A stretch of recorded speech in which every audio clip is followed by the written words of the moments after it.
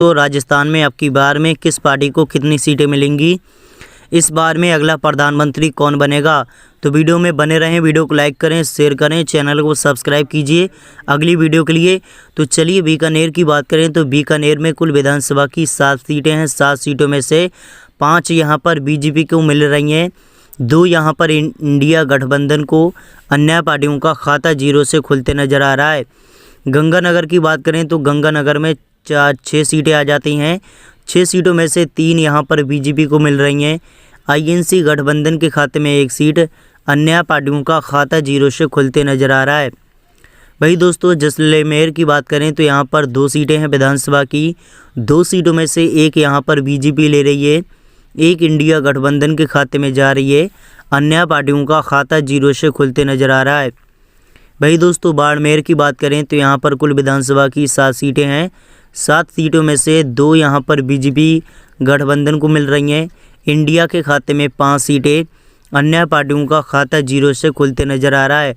बाड़मेर में देखा जाए तो इंडिया यहाँ पर अपनी सरकार बना रही है। कांग्रेस को यहाँ पर काफ़ी अच्छा बहुमत मिल रहा है। बीजेपी को यहाँ पर बड़ा झटका लग रहा है।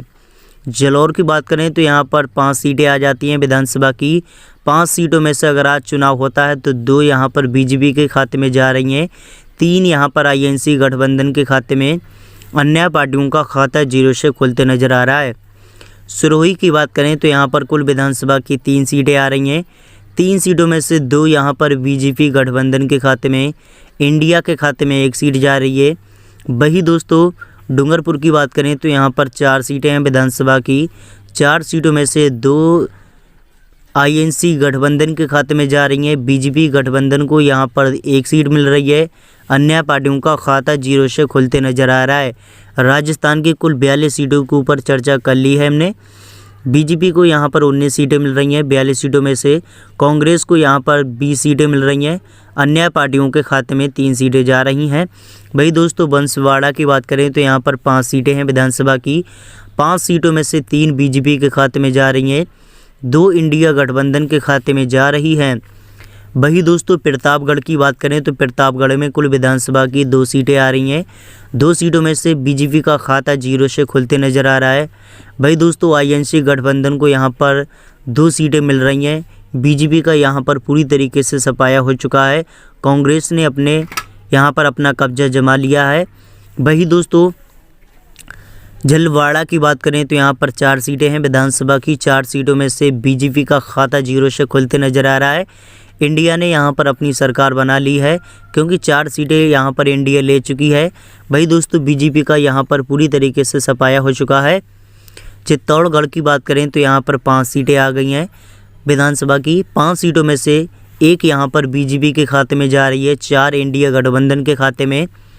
अन्य पार्टियों का खाता जीरो से खुलते नजर आ रहा है।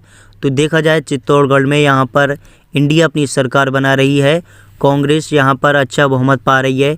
बीजेपी को यहाँ पर बड़ा झटका लग रहा है। कोटा गांव की बात करें तो यहाँ पर कुल विधानसभा की 6 सीटें आ जाती हैं। 6 सीटों में से 1 यहाँ पर बीजेपी ले रही है। इंडिया गठबंधन के खाते में 5 सीटें, अन्य पार्टियों का खाता जीरो से खुलते नजर आ रहा है। 12 की बात करें तो यहाँ पर कुल 4 सीटें हैं विधानसभा की। 4 सीटों में से 1 यहाँ पर इंडिया गठबंधन के 3 इंडिया गठबंधन के खाते में जा रही हैं। वही दोस्तों बीजेपी गठबंधन को 1 सीट मिल रही है। वही दोस्तों बात करें सूबाई मधुपुर की तो यहाँ पर 4 सीटें हैं विधानसभा की। 4 सीटों में से बीजेपी का खाता जीरो से खुलते नजर आ रहा है। 4 यहाँ पर इंडिया गठबंधन अपनी सरकार बना रही है। 4 यहाँ पर सीटें आईएनसी ले चुकी है।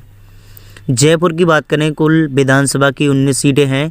19 सीटों में से 9 सीटें बीजेपी के खाते में जा रही हैं।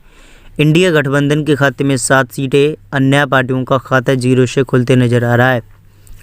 वही दोस्तों धौलपुर की बात करें तो यहाँ पर 4 सीटें हैं विधानसभा की। 4 सीटों में से बीजेपी का खाता जीरो से खुल रहा है। इंडिया अपनी सरकार यहाँ पर बना रही है, 4 सीटें ले रही है। इंडिया के खाते में 4 सीटें जा रही हैं। भाई दोस्तों भरतपुर की बात करें तो यहाँ पर 7 सीटें हैं। 7 सीटों में से 3 बीजेपी को मिल रही हैं, 4 इंडिया गठबंधन को। अन्य पार्टियों का खाता जीरो से खुलते नजर आ रहा है। वही दोस्तों अलवर की बात करें तो कुल यहाँ पर विधानसभा की 11 सीटें हैं। 11 सीटों में से 3 बीजेपी के खाते में जा रही हैं। इंडिया गठबंधन के खाते में 8 सीटें, अन्य पार्टियों का खाता 0 से खुलते नजर आ रहा है। सीकर की बात करें तो सीकर में कुल 8 सीटें हैं विधानसभा की। 8 सीटों में से 3 बीजेपी गठबंधन को, 5 इंडिया गठबंधन को, अन्य पार्टियों का खाता 0 से खुलते नजर आ रहा है।